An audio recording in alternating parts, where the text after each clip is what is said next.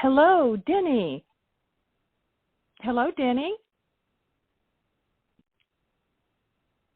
Hello, Denny. Hi, Pam. How you doing? Thank you. I'm doing very well. Thank you so much for joining me at Gigi in the 561 today. Everyone, I have Denny S. Bryce. I am so happy to have you here. Now, you're coming to us from Savannah. Is that right? That is correct. I am in the lovely state of Georgia, recently relocated from Northern Virginia. I moved down here to Savannah in August. Oh, Savannah in August. That is, I have been to Savannah in August, and so I love Savannah. It's beautiful. And it is gorgeous. It really is. Gorgeous. But, you know, like being in Florida, it's the same thing in August in Florida. Same thing. So let me tell my listeners just a little bit about you, and there is a lot to say about you. So I will, throughout the podcast, we will unleash even more about your wonderful self. Denny S. Bryce is an award-winning author.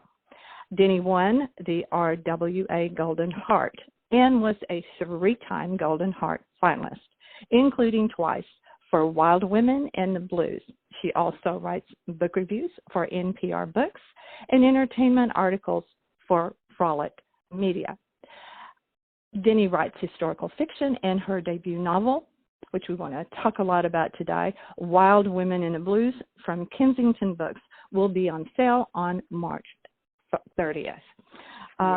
You are a former dancer and public relations professional, and you spent over 2 decades. How's that possible? I've seen your photos. Running your marketing. Makeup. I hear you.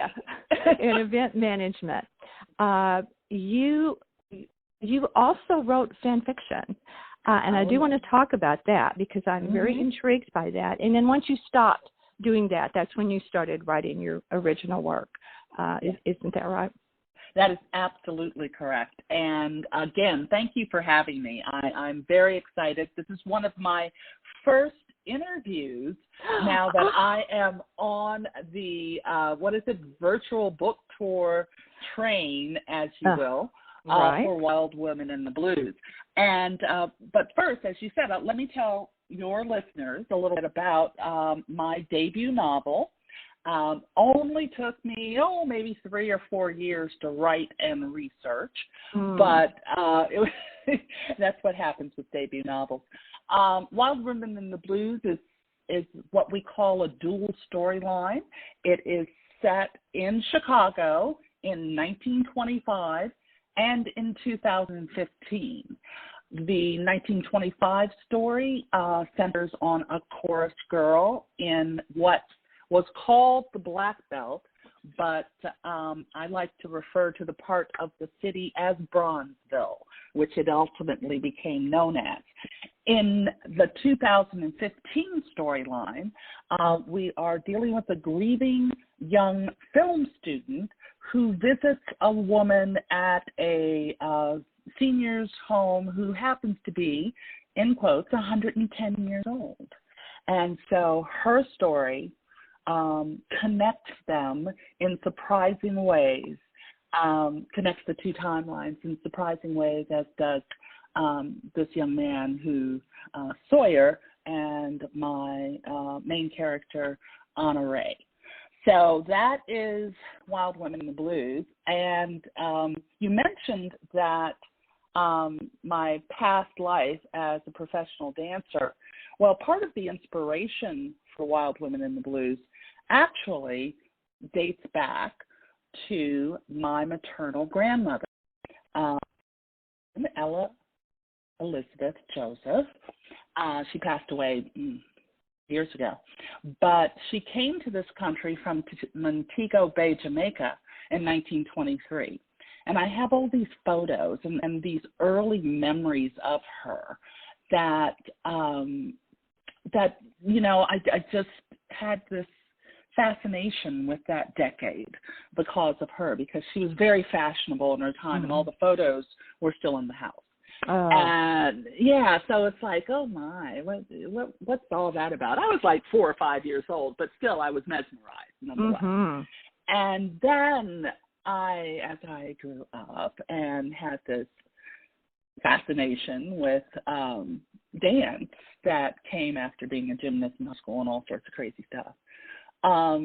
This story just seemed to be a natural for me because I love the entertainment industry. I love telling stories, untold stories about Black entertainers, women who, from the Josephine Bakers to, which is a name people know about, but I also pretended to sing when I was in New York. I used to live in New York.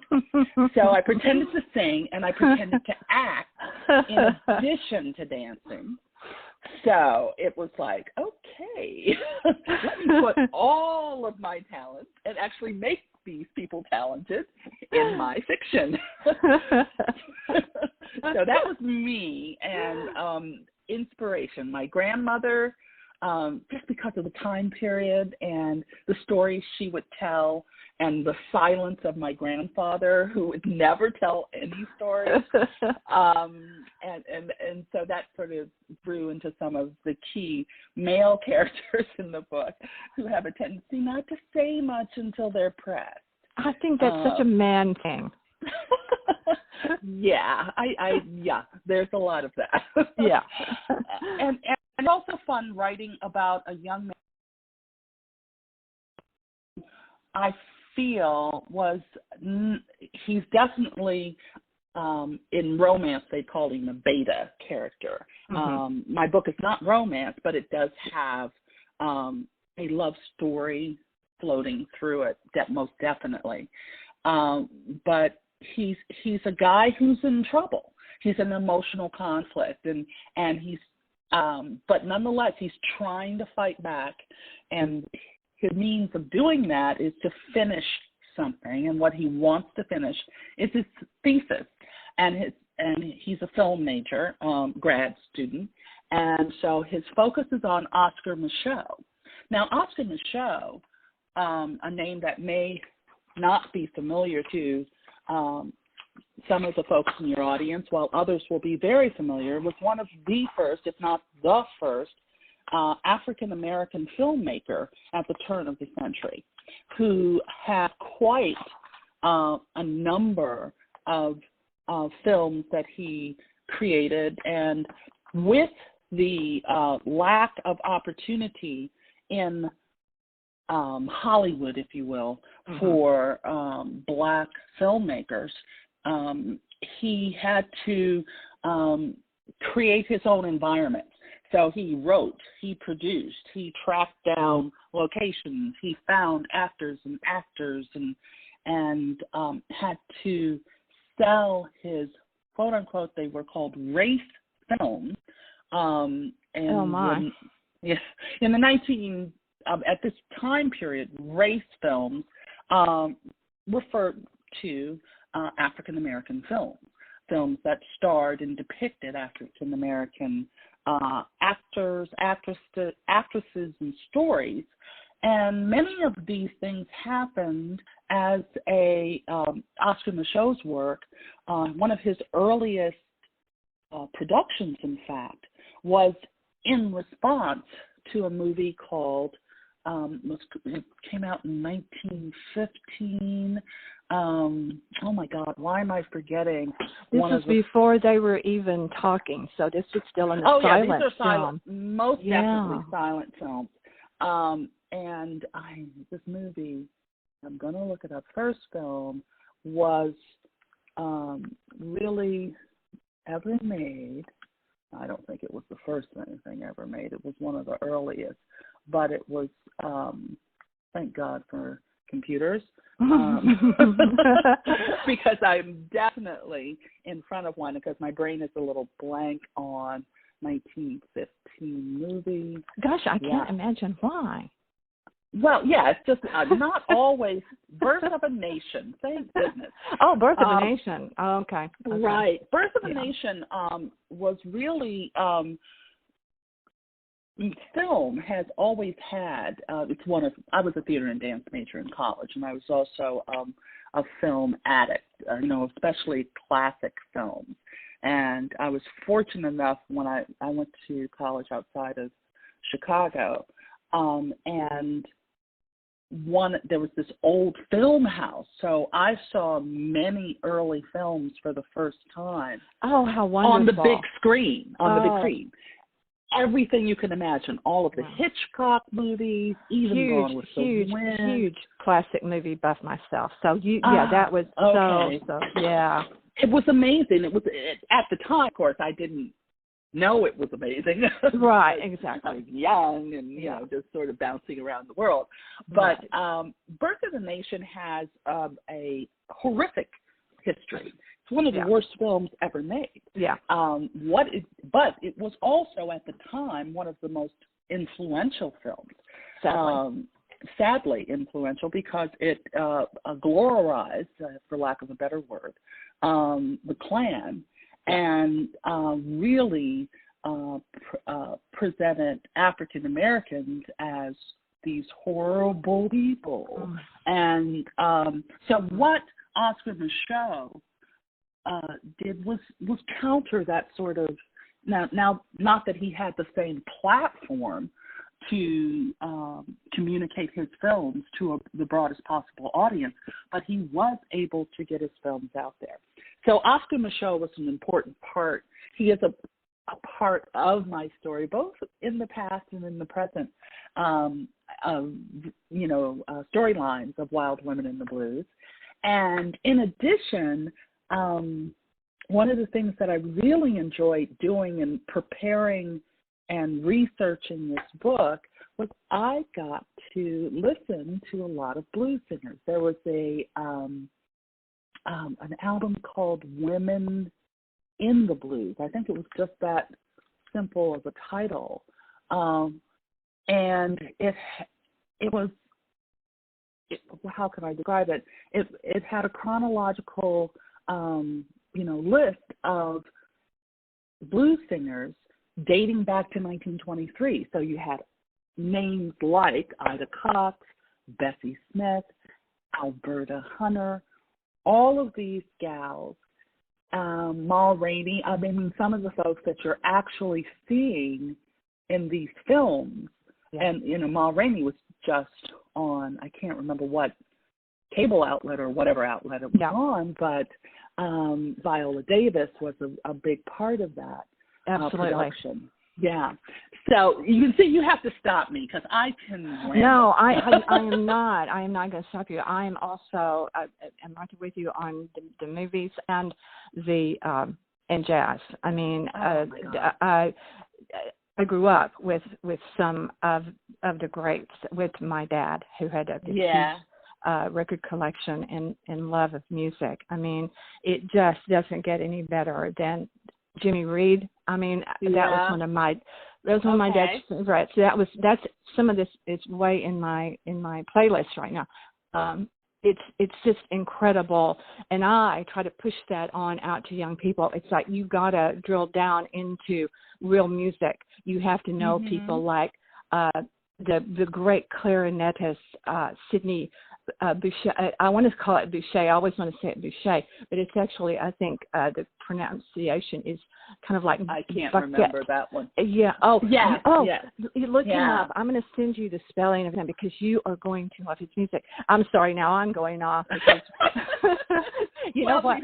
We definitely found a common ground here because jazz and blues, well, music in general, as a dancer, as a former dancer, let me be specific, I was able to actually work professionally for almost a decade between Chicago and New York. Not in an illustrious way, but I was with some dance companies. But one of my earliest experiences was with the Cleveland Ballet, because I started in ballet.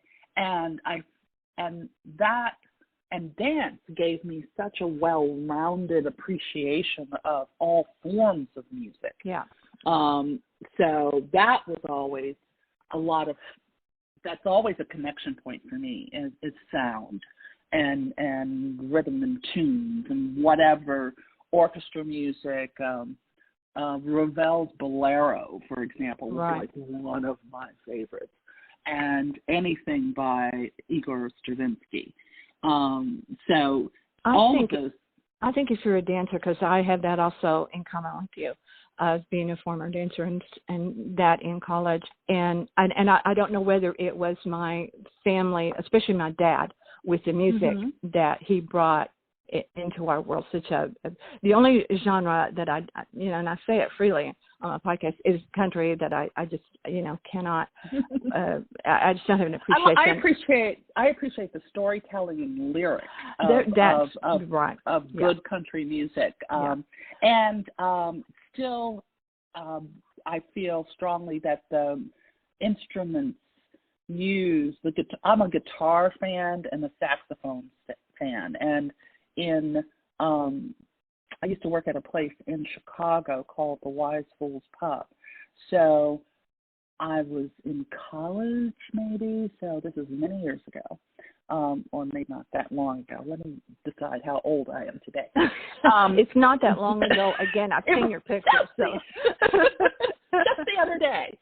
But as a young person, I was exposed to a lot of really star-level musicians, like people like bluegrass musicians and all of this stuff, Muddy Waters, Coco Taylor.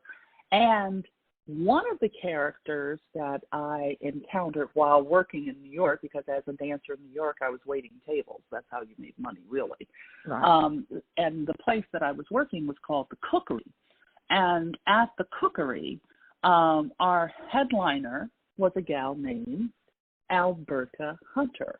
And for those who read Wild Women in the Blues, you will see that name appears.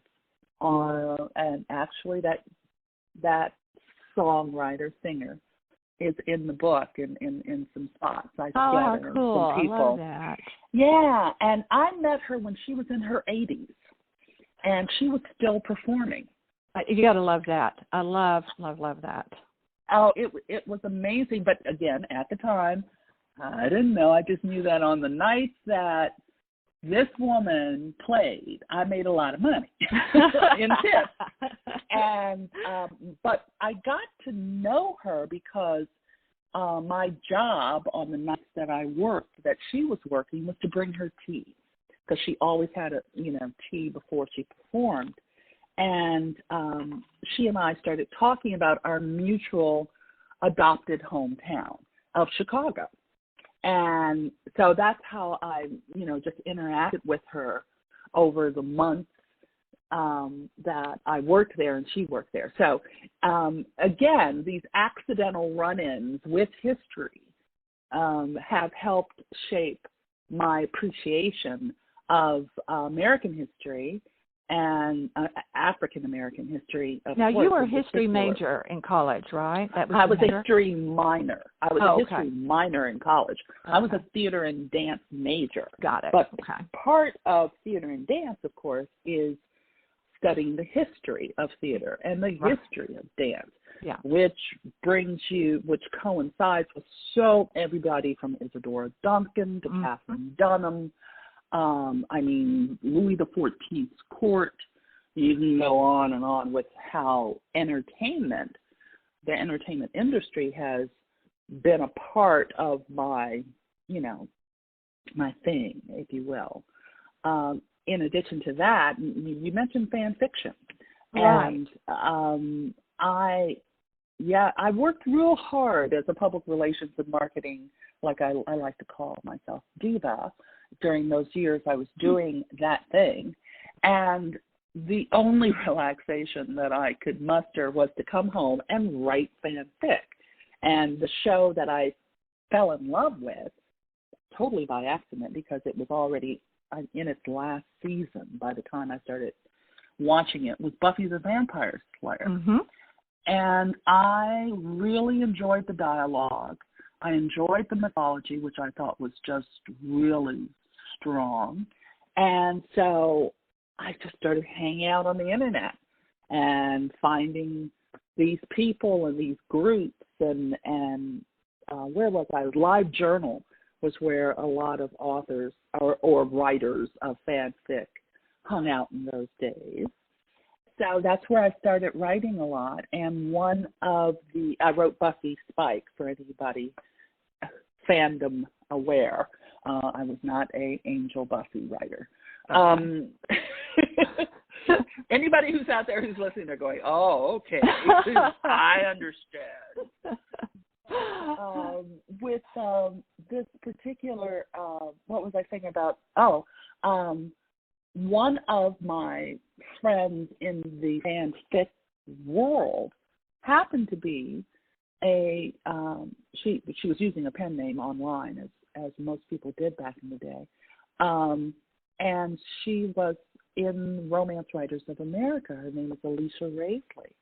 And Alicia, at the time, she was not Alicia Raisley. She was who used another name, but we had a conference, an actual fanfic writers conference in Las Vegas. We were in Las Vegas. And she said, you should try writing original fiction. And I was like, original, well, what? I'm just having fun. And she was like, no, come with me to this conference. And so that was my first introduction to original fiction, if you will, was attending a Romance Writers of America conference. Hung out in RWA land for almost a decade. And now I guess it's been a couple of years since I pretty much decided that I was going to be writing historical fiction, not romance.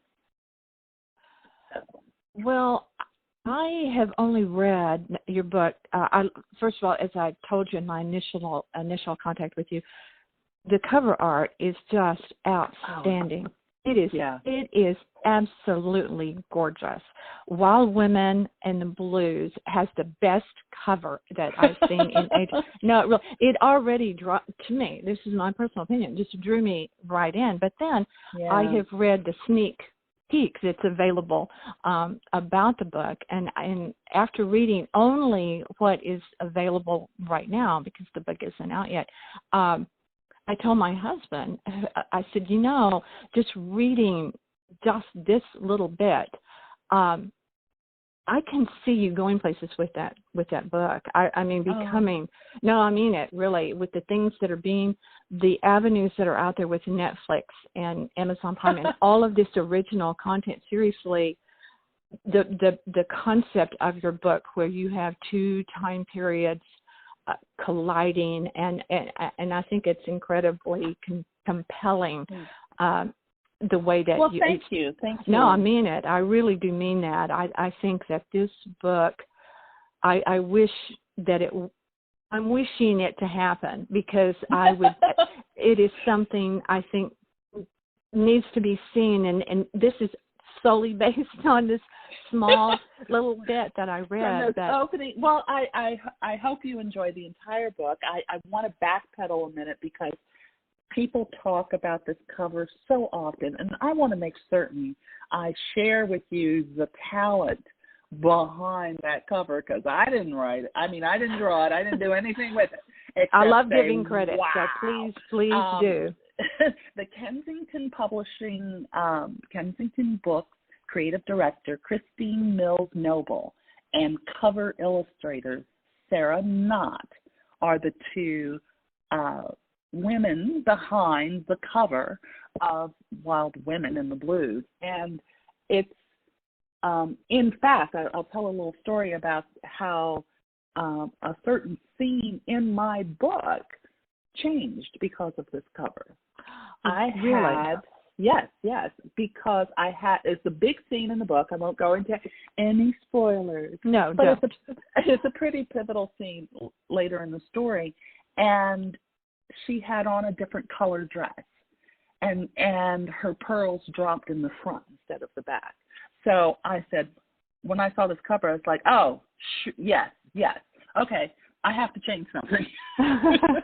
So Excuse me while I make a little change. Make a little adjustment on page, 200 or wherever it is. But I fell in love with it because the dancers, and you can usually spot a dancer by how they hold their back and their neck. Yep. And this did that, and just the fact of her profile showing her determination is what I saw in this visual. I just fell in love with the cover. Me too. It's absolutely gorgeous. Yeah, and from your lips to Hollywood's ears, we hope that there will be some. My agent has had a couple of inquiries, but that's something that happens, with books. I mean, the excitement. I am so honored and thrilled for the visibility that the book is receiving, the attention, the buzz. I mean, it really kicked off when we were made Oprah magazine's list of most anticipated historical fiction. Well, I hope everyone will really keep pushing hard, because I think this needs to see more visibility, and so I'm hoping that will come to fruition. I do want to talk just a brief moment. You talked about you wanted to give credit to the illustrators and the creators of this beautiful cover, but one thing that also I liked very much in doing my research on you. Because I'm very, very big on this. And like you, when you were in Las Vegas, someone suggested to you should do this, and there was kind of a connection there. But one thing that I really liked, and I don't know if you're still doing it, but you have done it, is pitch wars. And while we're talking about pitching the book, and I was very, very pleased to see that in what I read. So help us understand, are you still doing that? And let's talk about that for a second. Yes. Pitch Wars, just to share with folks, is a fantastic program created several years ago by a woman named Brenda Drake, an author by the name of Brenda Drake. And what it is, and it's gained so much credibility and attention and a lot of different things. What it is a group of volunteer mentors selected by a panel that Brenda pulls together, work or go through a selection process saying, here's the type of young author, unpublished, seeking traditional representation, we'd like to work with. And I've done this for 2 years. This past year, I worked with another author we were co-mentors, Elle Penelope, who is a fabulous fantasy author. And we have worked with a young lady, and agents read her stuff. She is amazing. She did get some requests. Her name is Kayla Coleman.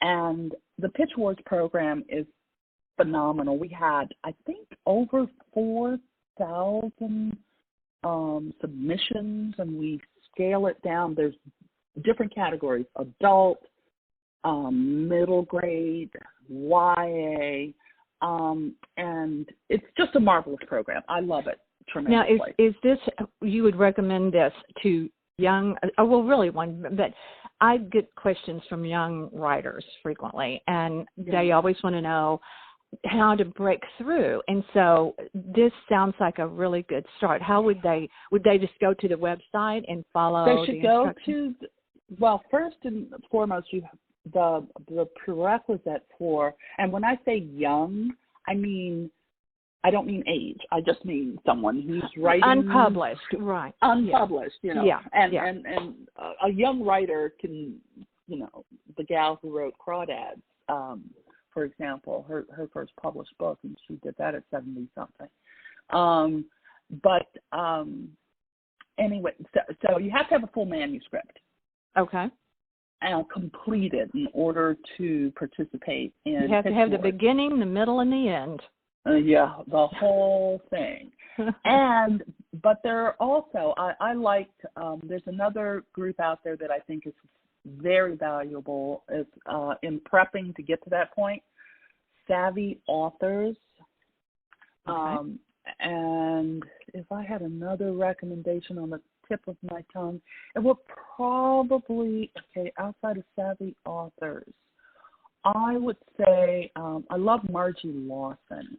Margie Lawson has a website and just offers a battery of different classes that I've taken a lot with her in her immersion classes. But initially, I think savvy authors and I'd say Margie Lawson are two places I'd stop as a young writer, unpublished writer, who wants to get a look at honing their skills. It's really great advice. Yeah, great advice. And then Pitch Wars, get out there. And the thing about Pitch Wars is that some people, they also have these things on Twitter called pitch mads and things like that, where agents just look at pitches on Twitter. Wow. And say, ooh, that looks good. Send me that is. Who would have thought that? Well, folks are pretty much into utilizing the various social media platforms. Oh, well, don't we all? To the point of I'm not doing it anymore kind of thing. Right. Okay, so I don't to the point do of that anymore. total distraction. Yeah, you exactly. can't do a thing, So, yeah. But I love Pitch Wars. I strongly recommend it. It's a fabulous program. I loved the fact that you're giving back in that way, because I just told someone yesterday, I said, we all need a lifeline. Sometimes we need a shoulder to stand on. Yeah. And when someone does that and then goes back, it just means the world to me. I think it's so important in life. But listen, before we wrap this up, is there anything that I have missed? And in closing, I want to read a couple of reviews of your marvelous, I know it's marvelous book, but is there anything that you want to add that we haven't touched on? You have been such a joy, and I want to invite you to come back after you get through with all of your touring, and because we need to have another podcast just about classic movies and jazz and music. Oh my goodness, yes. I could go Will you promise to do that? Because I really want to do that. Totally. I'd love that. That would be fantastic. Awesome. The only other thing that I would, let me think. Well, I have other books coming. I'm very excited that I have a book coming out next year. Right now it's tentatively slated to come out in April, called Blackbirds. It, again, is a dual storyline, and it's set in 1928 Los Angeles and in 1968. A road trip from Chicago to Los Angeles. I'm very excited about that book. Oh, it sounds great.